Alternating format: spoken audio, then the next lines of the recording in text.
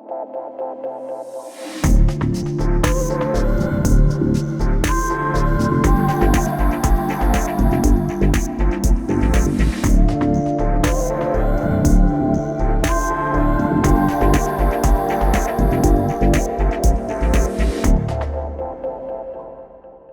right, welcome to the Whiskey Hour podcast, where our aim is to educate, innovate, and entertain the masses with positivity, humor, and fact-based opinion. Oh yeah, and with a glass of whiskey. We have a special guest on air with us tonight. He's a mixed martial artist that formerly competed in the UFC and currently competes in Bellator. He fights in the lightweight division. Devin Powell. What's up, guys? How you doing? Not bad, man. Glad to have you, man. How you doing out here during this pandemic? I know it's a rough time for everybody. Yeah, it's hard to complain when I've got students of mine that have lost, loved ones. I got one of my students, he lost his grandmother and his mother from COVID-19. So, it's no joke. We've been, the gym I own's been shut down for a month and a half, just respecting the things that are asked from us, and just hope we can get back to business soon. But yeah, it's crazy. It's a wild time. Kind of elaborate on that COVID-19. Evander Holyfield's son, Evan Holyfield, young Holy, is being trained by my friend Termite Watkins, and he's a little older guy. He competed in the early '80s Olympics, and he went through a really rough bout of it. I think he almost died, but they were able to get him taken care of and get him out of the hospital. Okay, but he got real close. That's the one that Joe was talking about, Tross, the other night. So, man, that COVID. Our coronavirus, I kind of took it lightly at first, but now I'm like, man, this stuff's hitting all over the place. Yeah, I don't know. I'm ever since it happened, I've been terrified of it. I mean, Devin, you know me, I'm terrified of most anything. Yeah, I mean, I'm no scientist, so I can only, listen to what people are saying. But this is one of those ones where you're hearing all these people that that have either, like my sister-in-law had it, she had it and she got over it. She was super sick, but not like hospitalized, but she had it. Like a flu or a bad cold type of deal? What's that? Like a flu or a bad cold. How was she feeling when she was going through it? Like a real bad flu. But the scary thing is, like, what's happened with some people is, like, because the testing is, I mean, I'm sure it's getting better every day, but some people were sending out their tests and they'd find the people dead at home. For her, she recovered from COVID-19 before she even got her test back. So she got tested, went through the crazy sickness in bed, feeling all those symptoms, and then fully recovered after however long it was. And then she gets results in the mail or whatnot saying that she had it. So, the scary thing about that is too, Devin, is what they're saying now is even after you've recuperated from the coronavirus, that it can still mess up your lungs, and your lungs can still be affected. Even though you're back, your lungs, it still scars up your lungs a little bit. That's, to me, is the kind of the scary part, especially if you're immune deficient or anything like that, or immune compromised. I didn't know that. Yeah. Even though it cures you, you still have lingering effects of it in your lungs. Yeah, because it's all lung based, it's all airborne and stuff, but it messes up your lungs to a certain degree, even after you're cured from it. Yeah, it's pretty serious. I never took that seriously, guys. I didn't. I think I was kind of like, it's not gonna get here. But man, when you see it popping up all around you and your friends, it's like, oh hell. So transitioning to sports a little bit, Devin. So what have you heard about as far as sports kicking back up, especially for MMA? You guys starting to fight again, starting to be able to train in groups again in your gyms and whatnot. Yeah. So the crazy thing is that, like a kid that I train with, Calvin Cater, he's got a fight hopefully this coming weekend against Jeremy Stevens. That's for the UFC. But this is the third time he's had it scheduled. One time was before any of this was going on. Then they tried to set up the super fight for the first card, or first sporting event since this all went down. And then the heads of ESPN and Disney went after Dana White, told me he had to stop. So he stepped down, but now he's saying that this card and then I think May 13th and 16th are going to happen. But there's guys training in small numbers, but the gyms aren't allowed to be open. Yeah. So they're doing it. I don't know how they're doing it and not getting in trouble, because they're still interacting with each other, and grappling is as intimate as you can be with somebody. You know, you're sweating directly onto them, and Yeah. you're breathing into them, and it's a nasty sport. On that MMA side, can UFC fight Bellator fighters and the same thing? Can they sign to the two companies? Can they sign to a card together? I mean, it's just like you know, a contract with any other sporting event. You could look at it like if you play for the Patriots, you can't just go and play for, you know, the Cowboys. You know, you have to who'd want to contracted under that specific Cowboys are trash, so I mean, you know. Yeah. So I'm mentally giving you guys the middle finger in my head, but that's all right. It's all good, Phil. I love So you. pretty much what you were saying, though, Devin, is so if you're with Bellator owns all of your rights, so you can only fight for them and own their cars, correct? yeah, Bellator is a little bit cooler with that stuff because they work with Risen, which is something that excites me a lot. Risen's a league in Japan, and they do like Bellator versus Risen and things like that are super cool. So I think that it's not going to happen, but what would be cool to happen would be to see guys still staying in contract with their league, UFC, Bellator, ONE FC, but having crossovers where it'd be UFC versus Bellator versus ONE FC on cards, you know? That'd be and sweet. then all three promotions. That would be cool. Yeah, and that would make the most money by far because even if people say that, you know, the UFC is the biggest or people say in Asian market, ONE FC is the biggest, everyone will tune in to see the crossover events, to see really who's the baddest at each division. And that's the problem that, you know, no one will do it. I think the smaller leagues would obviously like it because they have nothing to lose as the underdogs, but something like the UFC, if they're expected to win all of them, you know, and then they lose. Like, I think Douglas Lima at 170 could definitely be the 170 champ in the UFC. He's one of the baddest MFers out there. So, Hey, and then so you Pitbull. You guys fight on a tournament style, right? Like you win three bouts and you can get a shot at the title, the Bellator title, correct? My goal is, I honestly don't know. I just had knee surgery. I tore my meniscus in my last fight, but I want to get a chance to fight on that for $1 million. You know what I mean? Oh, heck yeah. PFL and Bellator do the tournament. UFC doesn't do anything like that. You're on a pace scale where basically you fight your 4 fights. I can break it down really easy. UFC, you get signed. Your first fight, 10-10. 10,000 show, 10,000 to win. If you don't win your fight, then you get set on the same pay scale. But if you do, your second fight's 12-12, third fight's 14-14, fourth fight is 16-16. After that, you negotiate, so you might get a decent bump if you're really popular. If you're not, you're probably only going to get a slight bump. Maybe like go from the 14-14, and or 16-16. Which is a big deal. If you can win your first 4 fights in a row, that's pretty fucking crazy. So if that happens, then you're probably going to be, getting a good jump. But to renegotiate and get maybe 24-24 would be still really damn good. Yeah. But it's also bullshit when you're looking at like you're fighting for the world's biggest league, and this is professional athletes we're talking about. You only get paid once every 3-4 months, or if you get hurt once a year, like. You're not on salary. You look at the guys that are riding the bench to maybe go in to be the alternate punter that's making $500,000 a year. It's almost it's like new up and coming fighters. It's almost like the richer are getting richer off of them. It's almost like pawns. They're getting paid pennies in the dollar for what, it's kind of weird. I think about that all the time watching these big name fighters, and you sit there and say, oh, this so-and-so got this much money. So-and-so got this much money. But I'll be honest. I'll say it to anybody, over time, these big name fighters, the fights are getting more and more and more boring. It's all just a money thing. Yeah, I agree. Yeah. So let me ask you this. So Pitbull is y'all's lightweight league champion. How do you see yourself, once you're healthy again and trained up, how do you see yourself faring against him if you were to get that type of fight? I probably wouldn't want to stand with him. He's a savage. Yeah.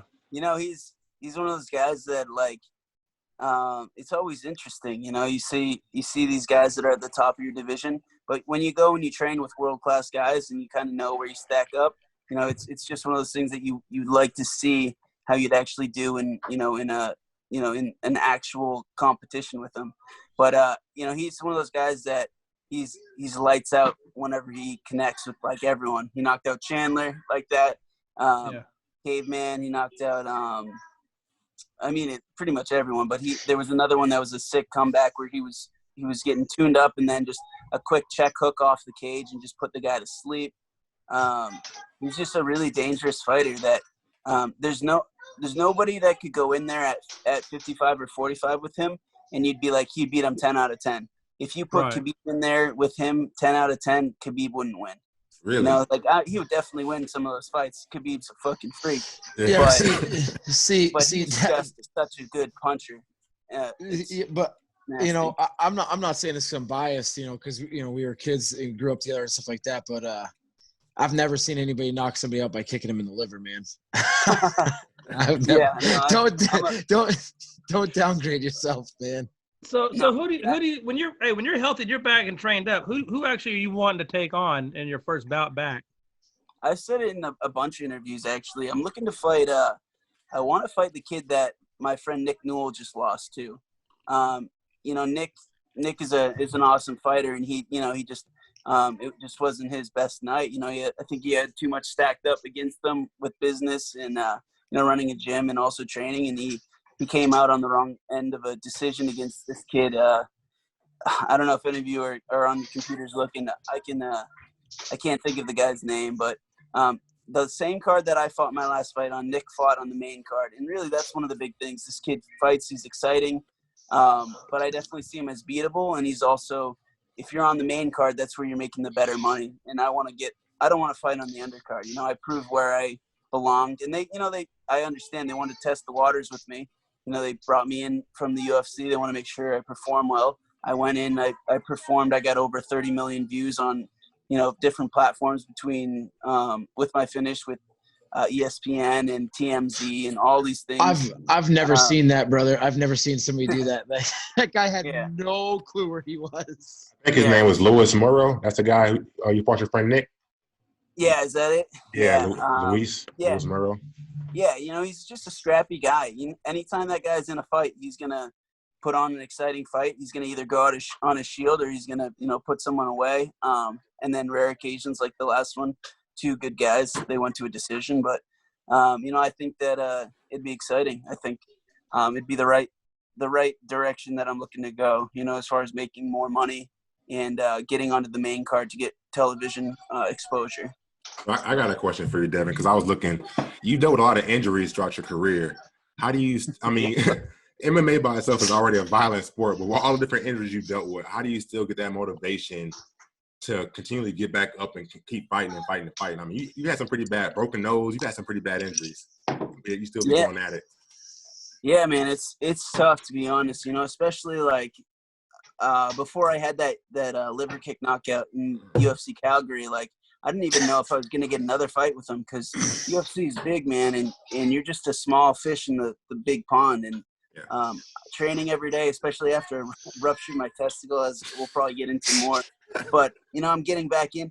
I literally accepted a fight short notice 30 days after that injury. They didn't give me the fight, but I asked for it. I'd been waiting for about a year to get offered a fight, and I'm just training every day, training alone in the fucking dark in my basement. At the gym, doing my strength and conditioning, and then teaching 7 days a week and busting my ass, just hoping for the call. It's tough, especially with those injuries. You don't get paid the amount that you believe you're worth after all these years. But yeah, like I accepted that fight on 30 days notice against Evan Dunham. I put my name in the hat. That happens. Somebody gets hurt and they need a short notice replacement. A manager, whoever it is, like, hey, Evan Dunham needs a fight on such and such date. You want to put your name in? Yes, I do. Even though, I'm not even medically cleared to train after the injury. But then a couple months after that, I got a 30-day notice fight to fight in Calgary. And that's where I get that liver kick win. It's tough, but at the end of the day, it's what I love. And I own a gym, so I'm always there. It's not like I can just stay at home or go to work. My work is training and teaching. So I enjoy doing it. It's just, I got to get paid right to actually go in there and train like for a full fight camp and go in there and come to terms with the fact that almost all my fights to get injured. Dana White looking for a fight. I broke my nose, but I also tore my LCL in that fight in my knee. My UFC debut, I broke my eye socket. I Yeah, I saw those pictures. They look pretty rough. Yeah, dude. The Argentina fight, I went blind in my right eye from a high FEMA for 2 Hold on. So back up. Explain that one to me. How did that one go? So the beginning of the second round, I got hit with something, and all I could hear was this like zinging, this buzzing in my ear, and everything just faded. It was like this like slow fade where like everything just went. Does it fade to black? Yeah, it faded out. And I couldn't see anything. In between the second and third round, I was telling my coaches, like, hey, I can't see out of my right eye. Before the round started, the third round, I was standing up, and I just closed my right eye because it was better to see with one eye clearly than keep this one open and just see a dark shade of like a weird color out of it. So they pulled me over, and they asked me if I was okay, and they brought the doctor in. They looked at me, but they didn't hold up the fingers, say like, whatever. Probably because they're speaking to an American in Argentina. They're just, yeah, he's fine. So they sent me out there, and I just fucking fought the next round. Golly. Yeah. That's crazy. It sucks. I felt great, and I think that I'm pretty certain I won the first round. The next 2 rounds, it was a fucking shit show fighting like that. We had a completely even strike count in that fight, but there's a couple times he caught my kicks, and I was on my back, and he didn't want to get in my guard. I watched that fight. Yeah. To me, watching you watching my friend out there, I was depressed because it's like, dude, go to the ground with him. The guy was clearly scared to go to the ground. He had won every fight you fight. I noticed nobody wants to go to the ground. Yeah, not one of them. Yeah, and that's why this last one was so good. We'll talk about that, I'm sure, in a bit. But it was frustrating. Then I was hunting him down on my feet the whole time we were standing. He was just chasing him down. He was just backpedaling. But, I mean, at the end of the day, it is what it is. Injuries happen. But the thing that sucked was I was in Argentina, and I don't speak Spanish. So the fight was over, and I'm like, hey, guys, trying to speak to whoever I could that, worked there or the medical staff they had. I was like, I can't see out of my right eye. It's like what I first thought when it happened. I just figured that I had a huge mouse and my eyelid was like covering my eye. My vision was blocked like that. But then I saw on the big screen when I'm sitting on the bench that my face looks fine, like no marks. You just legit couldn't see. Actually, my eyeball. So I'm going to the hospital, and I'm trying to talk to him like, am I gonna be okay? And one doctor kind of like gets in close, looks at me. He just does this, just shakes his head no. And you know things are going bad at that point. Dude. It's like, okay, that's not a good sign. Yeah. Dude, it gets worse. I get in the ambulance, okay. They take me off. We get to the hospital. It's a hospital / gas station in Argentina. What? They take me out of this they take me out of the ambulance in my stretcher, and they drop me. Dude, they dropped me out of the stretcher, and some hodgepodge stuff right there. Would they want you to pump the gas with your good eye? Dude, I don't know what they wanted, but they definitely didn't want me there. But that's crazy. And it sucks too, because like I was on a stretcher because I fucked my foot up before the fight, and the second I was in the fight, like it was like probably a month out from the fight that I was like I hurt my foot because it happens all the time, like kick elbows, whatever. It is what it is. But I was like, all right, well, when the fight starts, I'm fucking letting it go. And right away, I kick it, and it blows up. Same thing happened to Dana White looking for a fight night. Hurt my foot, and then re-hurt it the second I started fighting. But they dropped me, and I have to jump onto both my feet that are both fucked up and ballooned out. I posted photos of, like, a while back. You could find them. You see how fucked up my feet were. It was yeah. So, we get through that. I get inside. I'm laying on this in the ambulance or the hospital bed trying to figure out what the fuck's going on. And then finally I'm starting to like see like dark shades of like dark shapes. So I can kind of tell like, all right, that's a person coming in here. And I finally got clarification on what was going on. I had a hyphema, which basically is a bruise inside your eyeball. So all the blood blocked my vision. So when I would lay flat, the blood would pool into like cover my eye, and then when I would sit upright after it started draining, the blood would drain back down, and Dude, this sounds horrible. It sounds horrible. I posted a photo of that too. You can see because it already started draining. At first, it was completely one color, but then it was like half and half, where the blood was. Oh, I saw that picture. Yeah, that was that's what I was telling him. I said, "Man, that is incredible." Yeah. I'm really glad you didn't go blind. To be honest with you, it's crazy. And after I got my eye situated, I was like, all right, I'm gonna be able to see. It sucks. I had to get like eye drops and shit, but it wasn't too bad. It just really fucked me up for the fight, being seeing out of one eye. But then they had to go take care of my feet. They're trying to X-ray me. And I'm like, they're grabbing my foot, trying to place it down on the spot. I'm like, dude, lighten up. Like, my foot is up. And they're like, no mas. Yeah, someone was able to communicate to me that they couldn't tell if it was fractured or not because there's so much soft tissue damage. So what they were going to do is cast me. They brought me out back to this other room with some lady, and she starts trying to make this fucking paper mache cast on my foot. And I was watching her do it. She's like trying to read these instructions. Like, you could see she was struggling. And I was just like, somebody get me the glue stick. I need the glue stick over here. And then what happened was, like, she communicated to us. She's like, basically, she wasn't even the lady that's supposed to do cast just isn't at the hospital. She's like, this isn't my job, but I'm trying to make you a cast. Like, well, she was selling hot dogs and gas. Hey, this is the same gas station, right? Hey, did you tell her? Well, hey, I'm only gonna pay you half of what this cast is worth. Then. Yeah, dude. You ain't getting the full amount, and I'm taking the pillow with me. Yeah, the UFC pays for all that, thankfully. Just like Bellator paid for my knee surgery after my last fight, but it was not the best experience. Plus, it was 40 minutes. Yeah, I would think so. Yeah.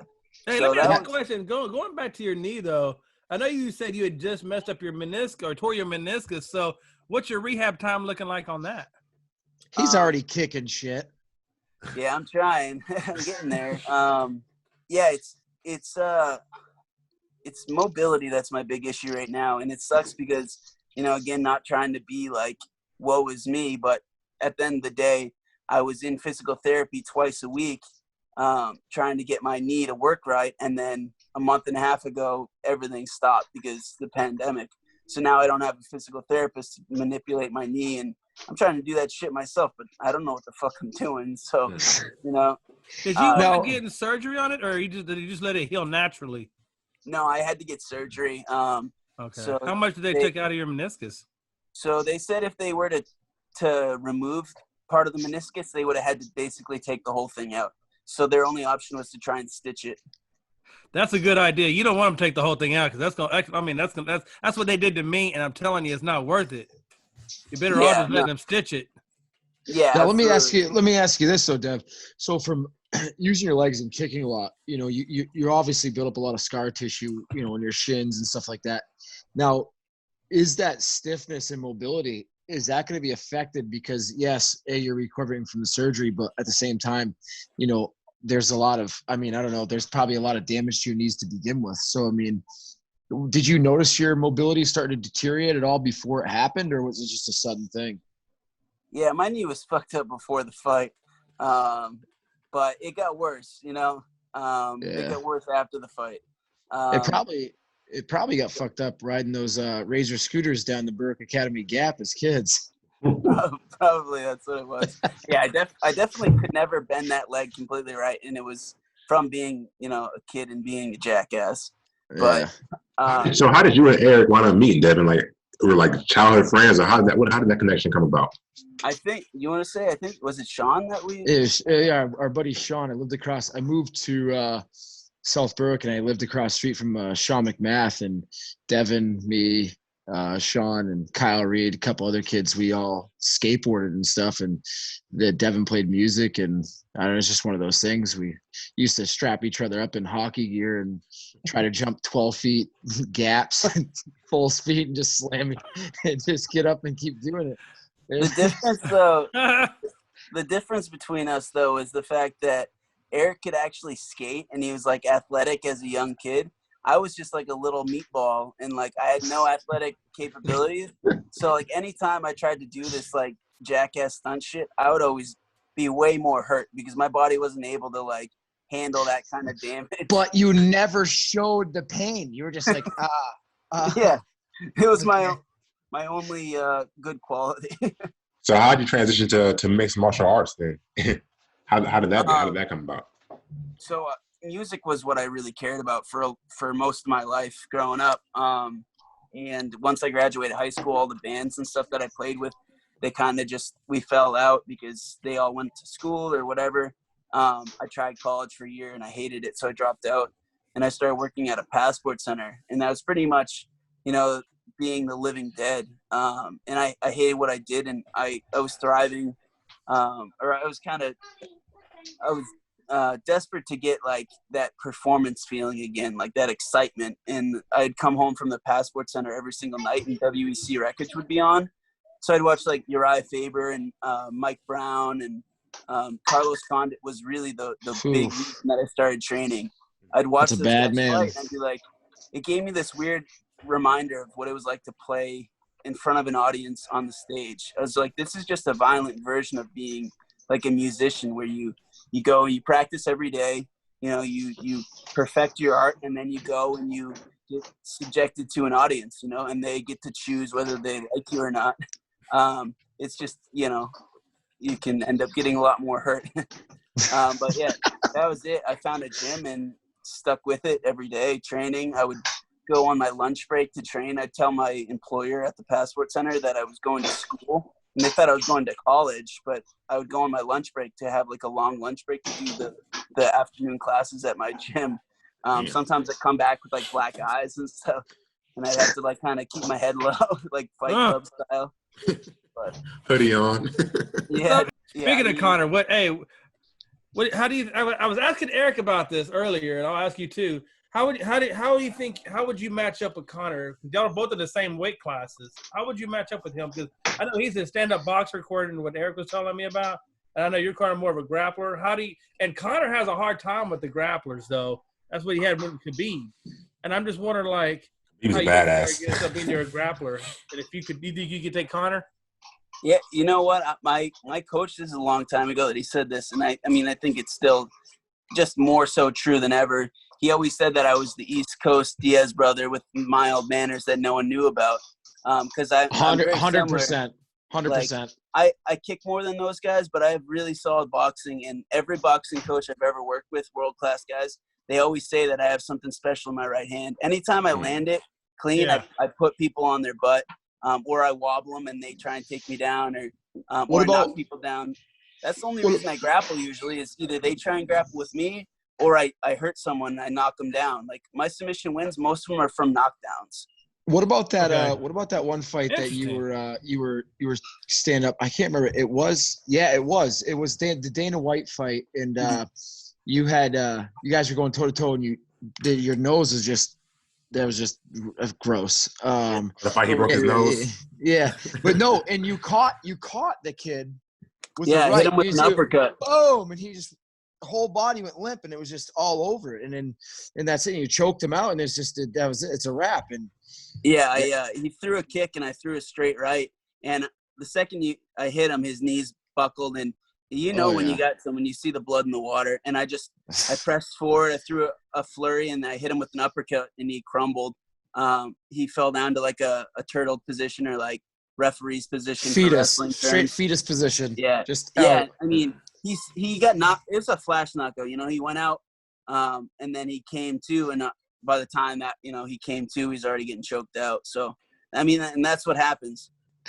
I don't know. It's quite crazy. I mean, I've always watched mixed martial arts, UFC, and I wrestled, growing up and stuff like that, and to watch you, as my friend, growing up and stuff like that, become what you are. And it was always cool to like be at your fights and everything. And one of my greatest memories actually was in Massachusetts.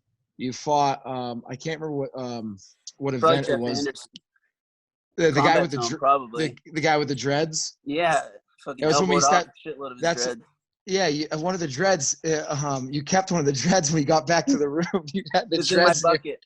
Yeah, corner bucket. we kept the dread, and then the blood hit me and my buddy Merlin. The blood hit us in the front row or whatever, and then That's crazy. that was you beat him, and we had a pretty wild night afterwards. I mean, Did you at least offer him an extension and replace? Nah, I didn't offer him shit. No, but that fight was pretty memorable too. And then like it's just so I don't know. It's just one of those things where it's great to see somebody that you knew as a child succeeding at something and perfecting their craft. And it's just, to me, you're Devin, you're my friend, from a kid. And that's what it is. Watching you fight on that stage, I was like in disbelief, like, Jesus Christ, Devin's kicking the shit out of this guy. I never would have pictured this. And then we go back after the fight. I mean, you were covered in blood still, and we're still we stayed up to like 5 a.m. and roll that Jay Mansfield. I'm pretty sure he broke my ribs that night. Rolling around, but then it's just a wild ride you've had, and that's what I love about it. We could sit here, and I'd love to hear more of your belief on wrestling. As being a parent for me, my son is I don't know where he's got it from. Certainly not from me.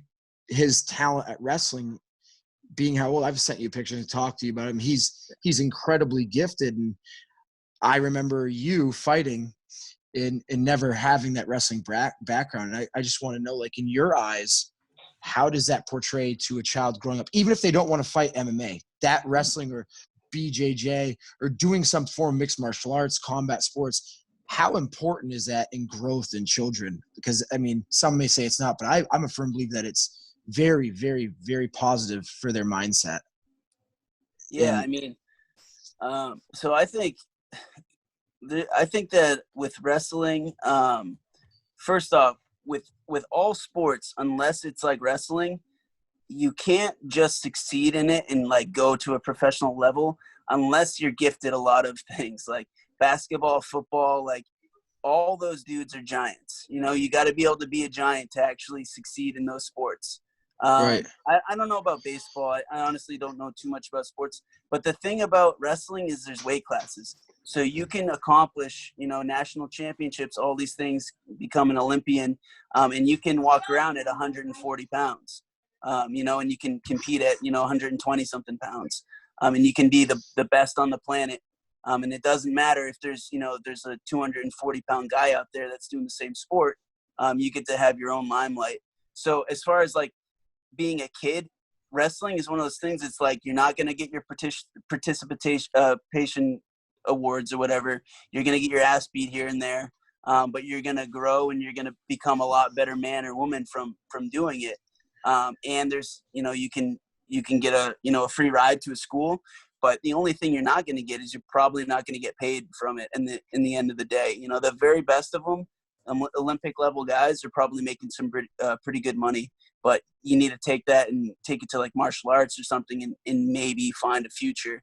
But most kids that are going to choose to play basketball or soccer or football or whatever, they're not going to get those same life lessons. They're going to probably get some good bros and whatever that they won't know whenever they're 30 or 40.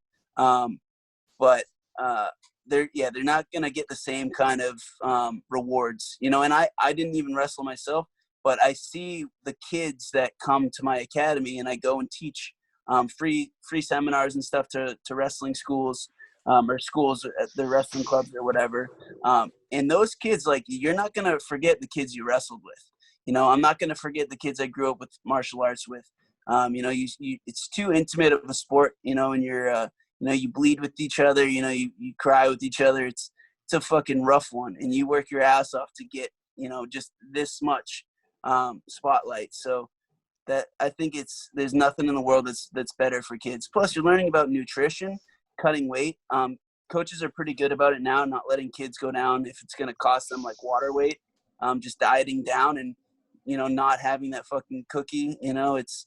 It's one of those things when you look at like a fourth grader or something that's doing this, eating salad every day, like going running in the morning before going to school, like that's a kid that's learning how to fucking bust his ass and like go out there and succeed with something in his life, whether it's wrestling for a long time collegiately or, trying to go to the trials or whatever, or just going up and getting like a, fucking desk job, but being the best motherfucker out there and busting his ass to, because he knows what it's like to work hard.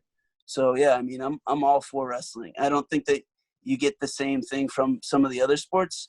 I think that you feel, you take a loss, you take it with your team with like basketball or football. A lot of the weight falls to other people, but when you lose, you see that one person on the mat next to you with his hand up, you feel all that. Your team's there for you to support you, but like that's your loss. You own that on your record. It's wild too. Like you say that, at the end of the day, that loss is your loss. Like I've watched, whether it be my son or kids in his academy and stuff like that. And, I've seen my son, I never once saw him upset about anything, whether it was like, losing something or getting something taken away. He's like, yeah, whatever, I'm punished, no big deal. And I never saw that raw emotion until like this year. I saw him, one match he lost and he broke down. Yeah. He started crying. And it's almost like there's nothing I can do as a parent at that point. I have to let him soak up that loss. I'd be there for him, but I can't change it for him. I can't fix it. I can't. And that's the thing that teaches him, and it's crazier too, to watch him do that and encounter a loss and the other kid walk up to him and hug him. It's just it's a different world of combat sports. It's a completely different world. So I got a question for both Eric and Devin. So I used to wrestle too back in high school, but so to your point, so I guess what kind of mindset does it take to be successful in mixed martial arts? To be able to take that pounding, fight after fight, deal with some injuries and get back up and keep fighting. What do you think? What kind of person does it take to be successful in mixed martial arts? It takes a very balanced person. You gotta have your ego in check, because no one goes into a mixed martial arts gym with a big ego and stays for a while, because you go in there, like you can be a 200 pounder, unless obviously, again, if you wrestled, then you already have mixed martial arts in you. It's just not rounded. You just have a huge portion of it. But if you go in there, maybe you played sports, you're very athletic, and they put you in with a 135 pounder, they're going to beat the fuck out of you. If you go in there, you're respectful, you're going to get taught, but you're going to see it and be like, wow, these kids are phenomenal. Like, that's what I want to be. Or you can go in there and be like, two options. If you're like, just want to get thrown in the fire, you can go in there and say, all right, I'm going to get my ass beat, but I'm going to learn, work with me here. Don't fucking kill me. Or you can go in there and be like, all right, I want to see who's who. And you're going to go in, and then you're going to leave that gym and never come back. So you gotta have your ego in check, and you gotta be open to learn, and everyone fucking loses. So yeah, I understand. I believe that. I believe that to the point where, Devin, I had a little bit of wrestling background. I wrestled my sister once, and I tore my ACL, and I checked my ego. Hey, watch this, Devin. I had to check my ego too. Yeah, I checked the ego. I had to take that L. Yeah.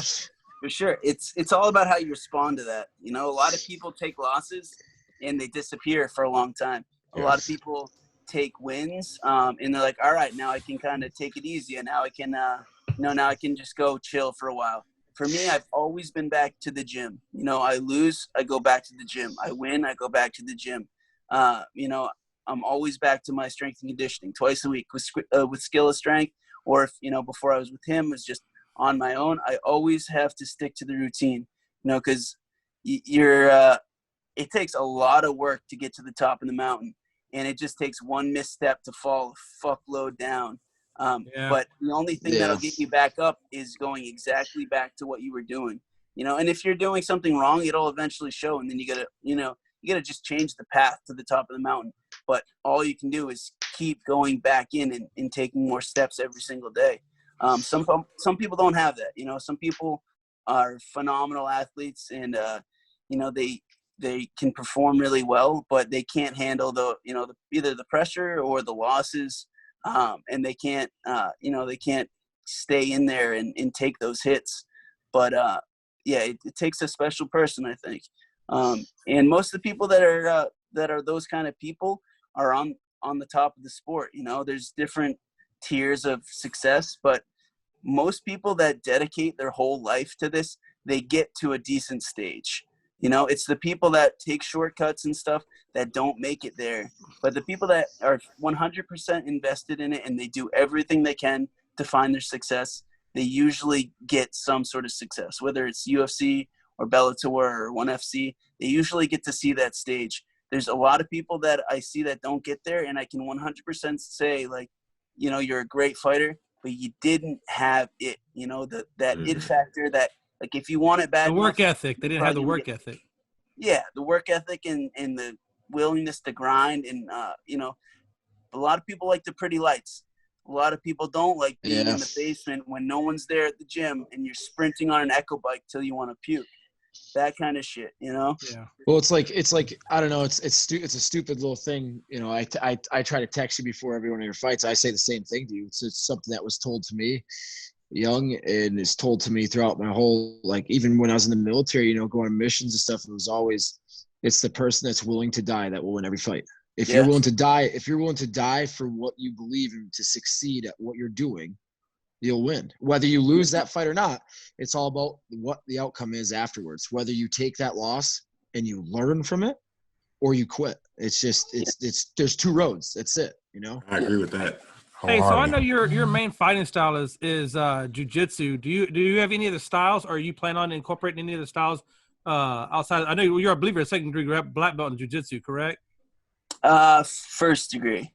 First degree? So okay. I got my black belt 3 years ago. After 3 years, you get your stripe on your belt. So I got my first degree a little bit ago.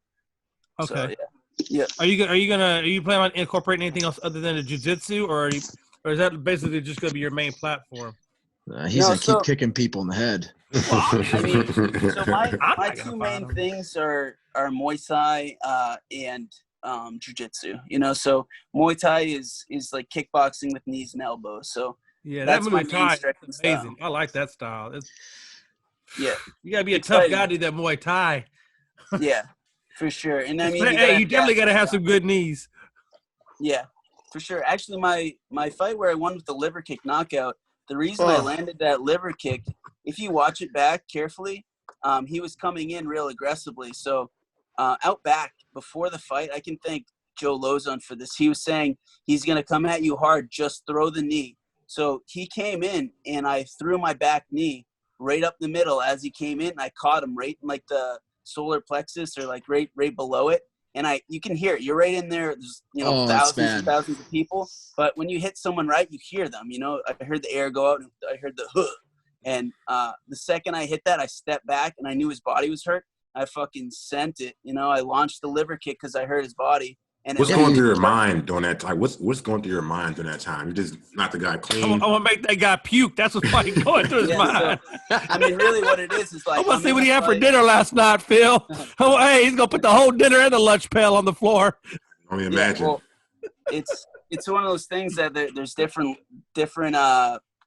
mindsets. At first, it's like, all right, you know, I'm covering up. You know, he's coming in aggressive. Let's throw a counter. You know, I threw the counter. And now it's like, all right, he's hurt. What do we throw next? And, you know, you're a little excited, but you're still composed. I threw the liver kick. The second that hits, everything goes fucking dark. It's like, you know, that like you got the blood in the water. Hopefully you can keep your hands up as you come in because they're hurt and they might throw something hard back. But it's like, this is your chance to fucking capitalize, take them out. Yeah. So I went in, I threw another liver kick. After like a quick flurry and it landed perfect. Yeah, crumbled him. So now, hey, what does everybody think about Mike Tyson at 53 making a comeback? I'm gonna put that out there. Have you seen it, Devin? I think he could beat Wilder, man. I think so too. I don't think that Mike Tyson should get hit in the head anymore. No. Yeah, I don't agree so either. He's horrifying. And he's still got the entertaining to listen to. Hand speed. Yeah. His hand speed. When I watched that video, his hand speed. Yeah, you've been watching the training videos. He's still a freakish athlete at his age. Oh, for sure. And he's actually younger than I thought. Just because he's got that big gray beard, I was kind of thinking that he was a little older, and then I heard 53, and it's like, man, that's not that old. Like, Foreman made a comeback at 60. Yeah, that dude, and he put on some pretty good fights even at 60. He was messing them young bucks up. Yeah, but the sad part about that is like Mike Tyson, though, it's like Devin said, I believe I'm with Devin on that. I don't think you should get hit in the head again, because if you listen to Mike Tyson now, he's such a well-rounded human being. He's extremely wise. He's very, very smart. And people, I don't think they get that. I think he grew up at like 40 years old. Yeah. They're still clinging to his old reputation. They hear the list when he talks. They don't take him serious, but that guy, he's a smart man. Whatever he's doing to fix himself is working, and we all know what he's doing. Well. Hey, Dev, you know what it's time for, right? It's time for that ruptured testicle story, man. Yeah, I gotta know. I gotta know what that pain's like. Hey, we all want to know it, man. Is it still descended, or did it ascend? It's still there. It's just it's a battle scarred testicle, man. Does it work anymore? Yeah, I think so. I don't know, man. It's still there. It's got permanent metal stitches in it too, holding it together. Oh my God! For some of the viewers, you tap me in my testicle and I'm on the ground hurting for life. You rupture that? I can't even fathom that. What did it sound like? I don't know. I mean, it sounded like a thump, because I get kneed so hard. My ball got sandwiched between Joe Lozon's knee and like my pubic bone or something. Like it got hit and it couldn't move. It was just stuck against my body. So it was, what kind of pain was it? Were you crying? Dude, I actually wasn't crying, but I would audio cry. That they gave the audio to TMZ and they put it out. So my friend Matt was rolling, just doing like a jiu-jitsu grappling round right next to us. So they're filming it. And then I got kneed, and you hear it, you hear like a thump. And then you hear Joe Lozon go, "Oh, I'm so sorry." Because, I mean, it happens, but he didn't know the magnitude. Neither did I. And I'm on the ground, and I'm just like, I remember what I said, and it's in the video. It's like, I have never been hit so hard in my life in 10 years. And just spitting up your testicle. I was gasping it out, and I wasn't wearing a cup. Man, you always wear the cup. I always do now. Sleep in it. Man. But hey, when you didn't realize that cup could save your life. Yeah. Well, most people don't. In wrestling, you're not allowed to wear one. Jiu-jitsu, you're not allowed to compete in one. Hey, listen. Let me tell you something. The only person that doesn't need to be wearing a cup is Chuck Norris. Yeah. It's Chuck Norris. Okay, let's be honest. Chuck Norris is the only person that don't need to wear a damn cup. Chuck Norris will be fighting in Bellator. I put money on odds on that guy. So let me ask you this. So that happens. Joe says, "I'm sorry." And correct me if I'm wrong, but you didn't go to the doctor right away, correct? No, so there's a few different stages to the whole event. So that happened. We drive 2 to 2.5 hours to get there each day. So I laid on the mat for 10 minutes straight, just belly down, couldn't move in the middle of the mat. And then I got up, had to hold myself, support the goods to move. And I was like, all right, I'm going to go check it out, see if it's all right. Feels all right. And then I'm going to shower up, and then I'm going to put on some fresh clothes, and I'm going to see what I can do for training. Cause it's you get hit in the nuts before, this is just so much worse than normal. But usually it's all right, that sucked so bad for a bit. And then it's all right, we're good. So it's I've come down on rails, man. I couldn't imagine that pain. I've come down on rails and been but you went skated after, Yeah. So how long did you wait? You done messed up your knee, messed up your nut, messed up your eye. All these major injuries that you're sustaining, what have the doctors actually said, if you could comment on how that's going to affect your ability to maximize your potential at the highest level?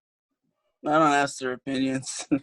So what is your opinion of, the knee injury, that's major. That was. He'll be fine. Yeah. Look, let's be honest. The body only takes so much. And like Joe was saying the other night, you only got so many jumps before you tear something up. What I'm asking you is basically, how much can your body sustain before it starts to affecting your ability to be at an elite level with all the rest of the guys? You know what I'm saying? So I think Donald Cerrone, who's had so many fights, he just put it to pretty good Like he summed it up really well, like kind of how I feel.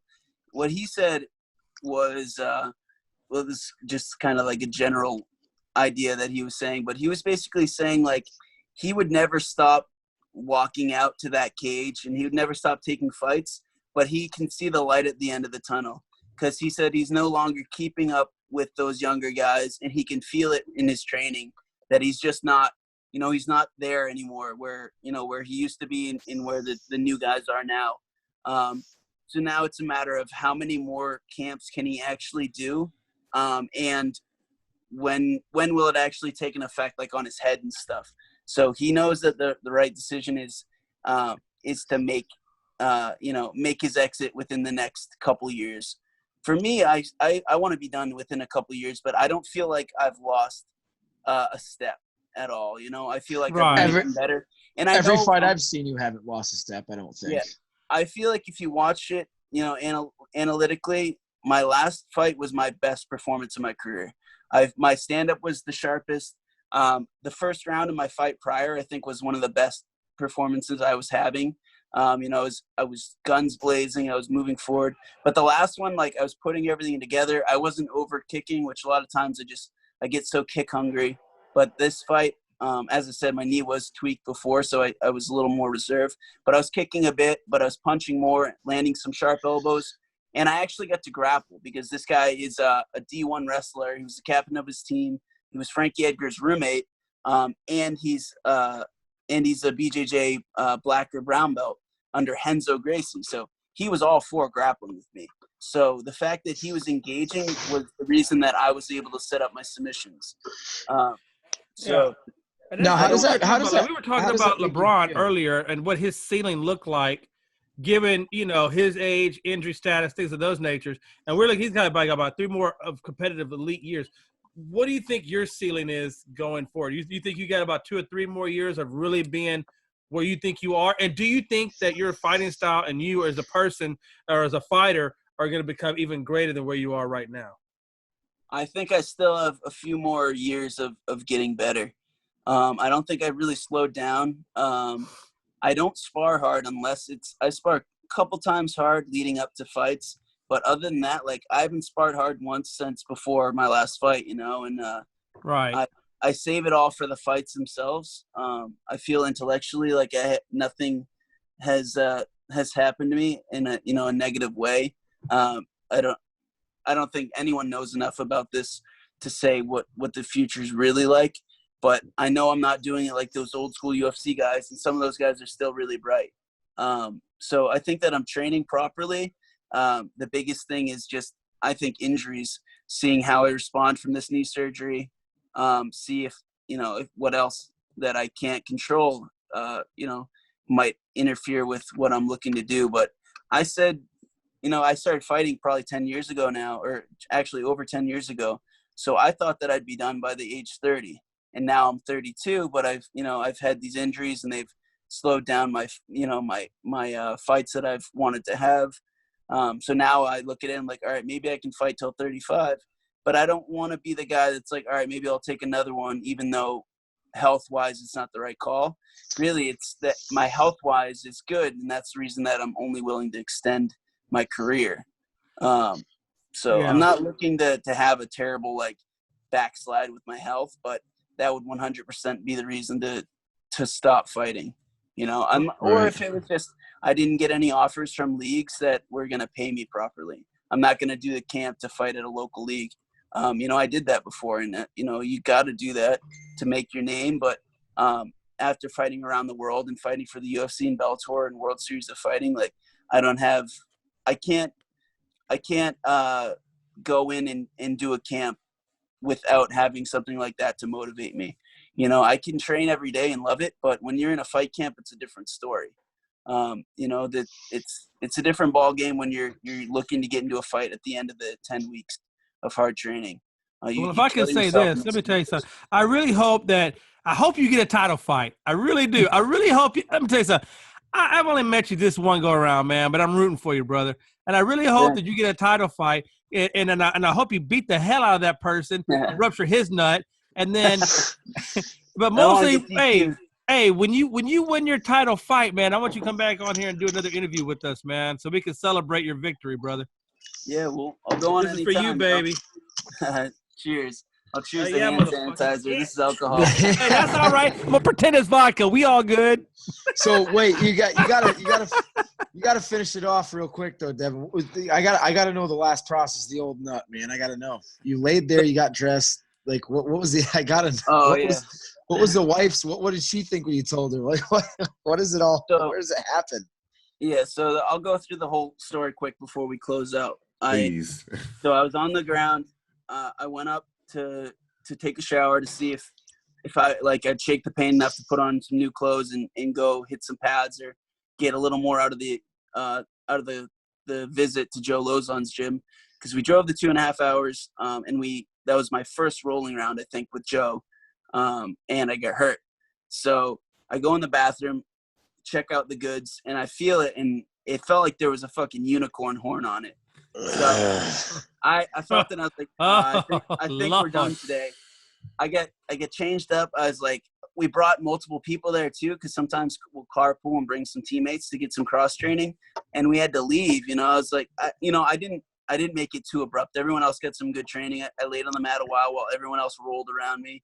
Then I slowly took my shower, and I was like, all right, we got to get out of here. When we left, I tried to go to a walk-in clinic that was right next to his gym. We went there, and I got up to the little window where the lady was. And I was like, hey, I don't have traditional health insurance. I'm contracted with the UFC, so any doctor's visits, hospital bills, or whatever, they pay 100% out of pocket for my visits. And I told them that, and she's like, yeah, we don't accept that. Go kick rocks. So like, fuck. Oh my god. Yeah. Hey, did she tell you to go kick nuts? She wasn't that rough about it, but I was like, I told her what happened, and she was just like, yeah, no, you got to go. So we left. We went to this restaurant in Portsmouth called Street, and I got hammered. I was like, all right, I'm going to kill the pain. So I got super drunk, and then I went to bed. Good food there. Yeah, good food, good drinks. Tried to kill the pain a little bit. So we did that. Went home and just crashed. Went to sleep. And then when I got up, I made a post on like Facebook. I was like, hey, serious question. Has anyone ever seriously injured their like testicle or like got hit in the groin? And I was like, it happened over a day ago. But I'm trying to see if I should be seen. And I got flooded with messages. So clearly some people have fucked up their balls before, but they're all like, yeah, dude, you're going to get torsion. Like you could lose one. Like you got to go get seen. So I went to the walk-in that was next to my house in Wells, Maine. And I go there. They're like, all right, we're going to get you an ultrasound. We go into this little room with this lady who's like just muttering all these like negative things. I'm sitting there like holding my ball in like excruciating pain. And she's just like, I'm not even supposed to be here today. I haven't even had lunch yet. And then she's like, I can't even get this mouse to work. I don't know what's going on here. And I was like, lady, I don't know what the fuck you want me to do, but I want my ultrasound. And I was like, she's aggro, so I kind of don't want her putting that fucking gel and ultrasound shit on my ball. But she does. It's horrible. Puts that cold thing on and presses the metal thing on it. And then she calls the doctor in to look or whatever. They come in, they talk to me, and they said the magic words. They're like, so what have you had to eat or drink today? And like if you've been fucked up before, that means you're going in for surgery. So hell yeah. 24 hours, baby. Yeah, so and when they said it, I was like, I have to have surgery, don't I? And they're like, yeah, you do. We're calling the surgeon in right now. So I went to the hospital from there. Before I did, I made a post saying what happened. I said I made a funny post saying Joe Lozon's training camp is going great. I can say with confidence that if he was to hit his opponent with a knee, he would crush them. He just ruptured my testicle with a brutal knee, something stupid like that. And I posted the photo with the guys that were taking me in the ambulance, and it blew up. I got on TMZ and Barstool Sports, and I get to talk to Jim Rome on his show, and Ariel Helwani and all this shit. That's crazy. And I think this injury is the only reason I got my fight where I ended up winning with the liver kick, because I said on the Jim Rome show, who was a big deal, He's like, what do you want me to say to the world for Devin Powell? What does he want to say? And I was like, I just want the UFC to give me my next fucking fight. That's it. And he's like, you heard him, guys. Devin Powell wants his next fight. Tweet the UFC. Hell yeah. Self-promote, baby. Self-promote. And then, yeah, sure enough, I got offered my fight and whatever. But, yeah, that surgery sucked. I have stitches in me for the rest of my life. Basically, what it was like is if you took, like, a baseball, if you, like, smash a baseball and, like, the stitching opens, you got all that material that's spilling out. I got a lot of material, so I know what you mean. Yeah. So they couldn't get all my material back in, so they had to cut it out and then stitch what they could back in. Lord Jesus. Together. Well, they couldn't add some material for you? Well, that's the least you deserve. They'd have to add more, so it's all swollen. So when it swells up, it's harder to stuff that. I'm gonna have nightmares now. Original shell. Listen, I know we gotta wrap this up, but let me just say two things as I wind my part down here. Number one, Devin, I'm gonna start following your butt. I want to find out exactly what you're doing from this point on, because you intrigue me. And any man that can give a liver kick, I'm gonna and take a crushed testicle. That's a man worth following. Yeah, so I hope you get that title match. And when you get that title match, after you win it, I want you to come back on this show so we can interview you and we can do some double cheers up. All right? Yeah, you got it. Shit, Devin. Next time you fight, we'll Christ hook us up. We'll pay for some tickets. We'll all go there. Yeah, man. Mohegan Sun's a fun one. You know that one. Yeah, let's do it at the casino. Maybe that'll. Yeah, be we can have some fun up there, man. Yeah. So I mean, what do you have? So what do you have coming up next, Devin? What's next on your schedule? You know, bearing the epidemic calms down, bearing your injury heals properly. What do you have next? It's really negotiating with Bellator, see what kind of contract they'll give me for my next fight. And I'm open for anything. Like I told my managers, with all this crazy shit going on with the UFC. They can't have anyone from out of states on fight cards because they can't fly people in. I said, like, I put my name in for that crazy Khabib versus Tony card or whatever. I was like, hey, tell them I'll fight. Like, again, it's all about shit that, like, at the end of the day, I'll get out of bed excited about. It's like, man, if I could fight on the first ever card since the pandemic, that's some history shit. Like, I'll do that. Hell like, yeah. I don't have to fight for anyone. It's all about what's right, And I think Bellator said that when I'm healthy, they want to give me a contract. That's what, my manager said. They're interested in me, and they don't say that to many people. So yeah, it's just really, we see what they have to say. If it's good, then we go in there and, we become a company man. But I have no ties to anyone officially. I hope that, again, after that last Bellator fight, I brought in over 30 million views just for my fight's finish to their cage. And that's, your job is to entertain and to bring numbers into them. No, I don't think anyone's ever brought in that kind of, that kind of. I loved it. You look at the ref. He's out. He's out. The guy, hey, listen. He tried single legging the ref. Hey, the second thing I want to say is I need to come and join your class for jiu-jitsu, because Eric and Phil have been talking a lot of trash about Shaq versus Olajuwon, and I plan to lay down some serious whoop ass on both of these cats, okay? So I need to get the brochure, the fees, and I want to get in this class, and I want you to train me how to do the liver kick and the crushed ball kick. I think there's an age limit, Jason. You think you exceed that age limit, man. Sorry. You gotta just go after AJ nothing but a number. All right. Yeah. When I go to his class, I get trained up by the best person out there. I'm gonna come with both y'all asses simultaneously like Bruce Lee. Yeah. Hey. So don't just keep that in mind. The same thing I want to say. Hey, Devin, man, appreciate you coming on, bro. Appreciate you. Yeah, I want that interview after you take the title. Yeah, you got it. Yeah, hey Devin, I'll see you soon. After this pandemic's going on, I'm gonna head back down there. We'll do some lobster or whatever, brother. We'll bring Jack to roll around on the mat too, man. You got it, man. Have a big old lobster bake party. Hell yeah! You tell the wife, tell the daughter I said goodbye and hope everything's well. You got it, man. Thank you, y'all. This has been Devin Powell, lightweight fighter with Bellator. Thank you for coming on our show, man. We really appreciate your presence. Later, guys. Thank you. I appreciate it. Later, guys. Yeah. Thank you. Stay safe. See you, man.